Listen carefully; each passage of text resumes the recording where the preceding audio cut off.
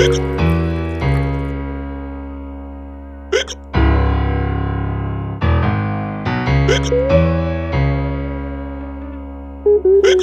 Flapper, I'm glad your motherfucking dad working Mercy's, man. I'm glad he's the owner of his own motherfucking bar. These are free drinks out the ass, man. Let's walk in this motherfucker.